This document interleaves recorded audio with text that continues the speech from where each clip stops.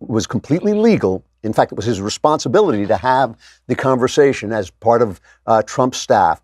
They say he lied. So they're just charging him with telling a falsehood to the FBI during the questioning about that conversation, right? The investigation was supposed to be about Russian collusion, Trump's colluding with the Russians to fix the campaign. That investigation at the time was secret, right? They didn't know that investigation was going on. So here's what we now know. We know that Flynn pled guilty to this because he's been in the military his whole life, right? He's a soldier.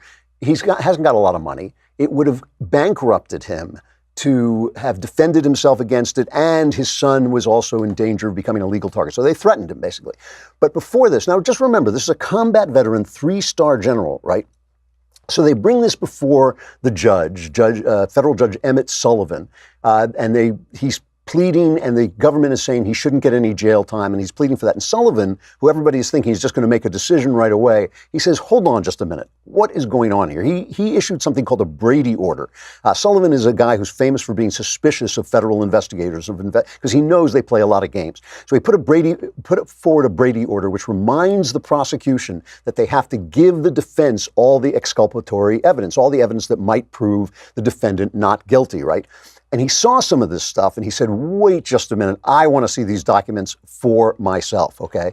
Because this is what they found out. And this, by the way, is stuff that the House investigators have been trying to get out of the FBI and the Justice Department all this time, and they've been stonewalling them. And now we know why they've been stonewalling. Here's what they did to 3-star General Michael Flynn, right?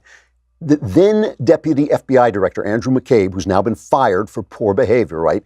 McCabe personally called up Michael Flynn and was talking about something else, right? He was talking about some other thing. And he said, oh, by the way, we'd like you to have a sit down with 2 agents to clear up a little bit about this conversation you had with the Russian ambassador, right?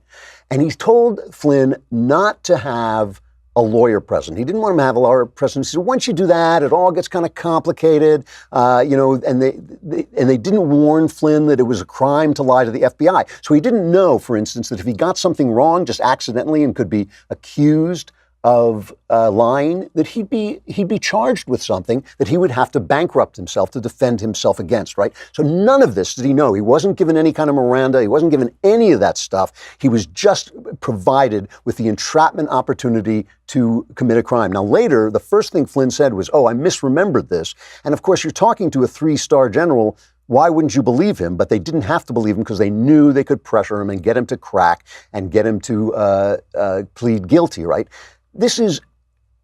James Comey is bragging about this. Former FBI Director James Comey.